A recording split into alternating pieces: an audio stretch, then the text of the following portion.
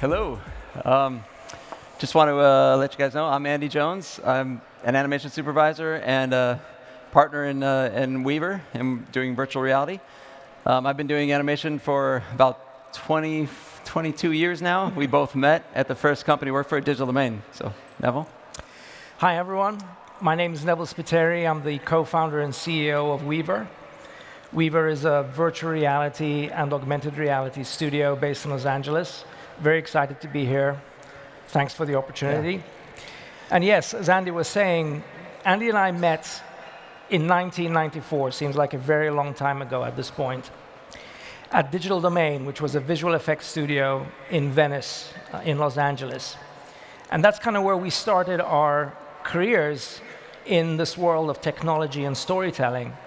And over the last 20, 25 years, our paths have kind of interwoven in and out. And we wanted to share a little bit of our journey with you and some of the experiences that we've had along the way. Yeah, so I'll get started with a little bit of my history. These three projects were probably the biggest pivotal projects of my career. And I learned early on that, actually I saw John Lasseter's short in college back at UCLA. And I saw that you could make you feel something for a desk lamp. And that pretty much turned my whole career around. It made me decide what I wanted to do in my life. And that was to tell stories with characters that can make you feel something. You can have an emotional connection with characters. And this technology enables you to do that with computer animation. And the more realistic, the more you believe the performance, kind of the stronger the emotional connection is. So with Titanic, it was my first film.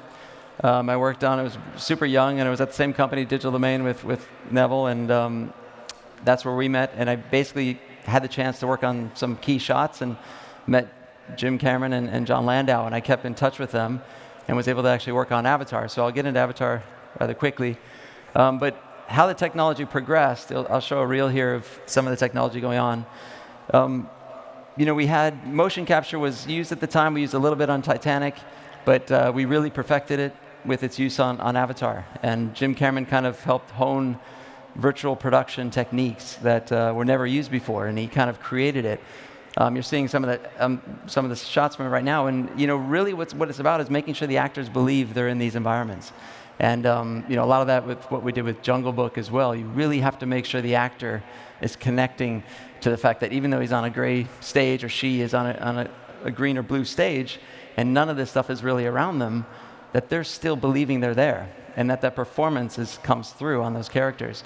So we used a lot of technology and artistry to kind of craft these performances. Obviously the actors drove the performance and gave us all of the detail that we needed to put in there, but to get that detail in there was the hard part. That was all the artistry of 850 artists at Weta that really strove to get the skin to move just right, to get the facial system to move right, and to get even the body performance to feel natural and feel right. Then you got hair simulation, and basically all these technologies are combining to help tell this story in a more realistic, natural way. And so if you're looking at Jim do some virtual camera moves and trying to feel like basically his presence as a cameraman is in that environment as well. So even though it's a completely digital environment, you feel that the camera is got some sort of a person behind it, somebody thinking and feeling and reacting to what they're seeing. So, beyond Avatar, I want to go into Jungle Book at the moment, and basically just a quick still of Neytiri's face, just to see how much detail is there. I think back at the time, we could barely render this, and now there's new technology that's coming that helps us render more realistic-looking faces, more skin detail.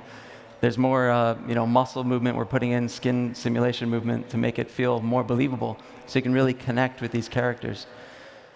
So a little bit about Jungle Book. This was Jon Favreau had this idea to create this film, and basically he came to me and was saying, I really want these characters to feel real. First and foremost, I want them real, and second, I want audiences to connect to them. And as a huge challenge, it's just something that sounded fun to me. And basically, it was a lot of keyframe animation instead of motion capture to drive the performance. We're using keyframe animation. And so the animation team had to study real animal performance, like how do real wolves move? How do the real, bears move? How do real, tigers move? And try to create this environment around this kid. And at the same level, we had to know exactly what our shots were going to be before we shot them.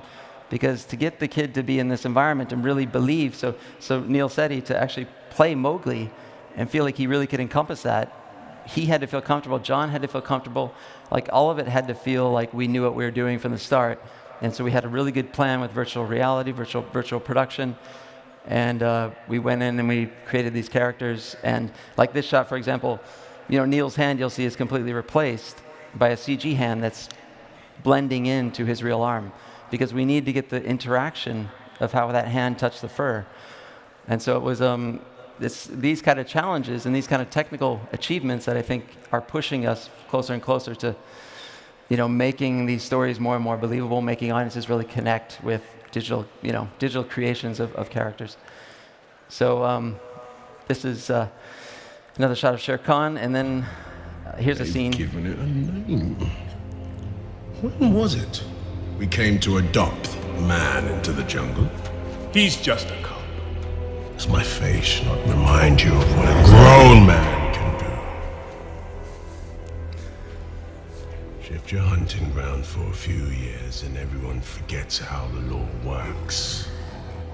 Well, let me remind you, a man cub becomes man, and man is forbidden! What do you know about law? Raksha. Hunting for pleasure, killing for power. You've never known law. The cup is mine. Mine to me, so go back to where you came from, you burned beast.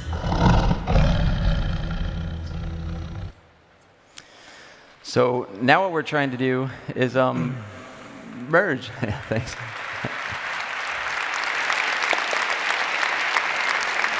So you can see all the detail we tried to put in there and all the hair rendering we took, things that we couldn't have done back in Avatar days. We're actually using technology to our advantage to be able to render this stuff more realistic and put more artistry in it.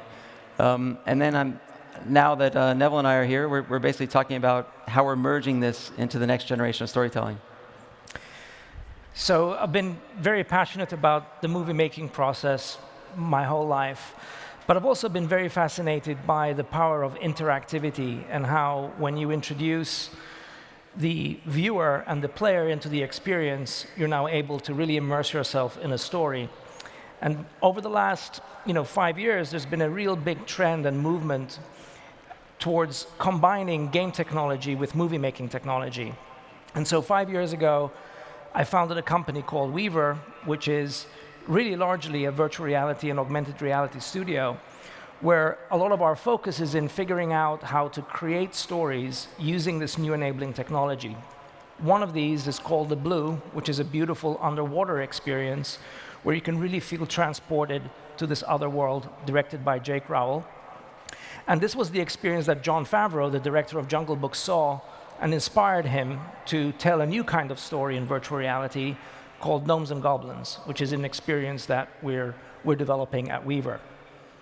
So in The Blue, a lot of the focus is this feeling of presence that you have, where as a result of the power of virtual reality, you feel like you're somewhere else. And we constantly are amazed by how powerful the medium is in evoking emotion in people. So we constantly see this sense of, people coming out of the headset and they're either full of joy from having had this intimate experience with these characters, with these creatures, where now you're actually close to them, you're right next to them, you feel like you're there. We've had people come away with sort of literally in tears as a result of this new kind of experience. And I think that has a lot to do with the sense of scale and capability that you get with the technology. So the other experience we've been developing is Gnomes and Goblins. This is a character that John sketched, and Andy and I started working together on this, and one of the primary focuses that we realized was, well, if you want to create this sense of movement and being alive, that the eyes are the most important part of the experience, that you really want to start with that connectivity.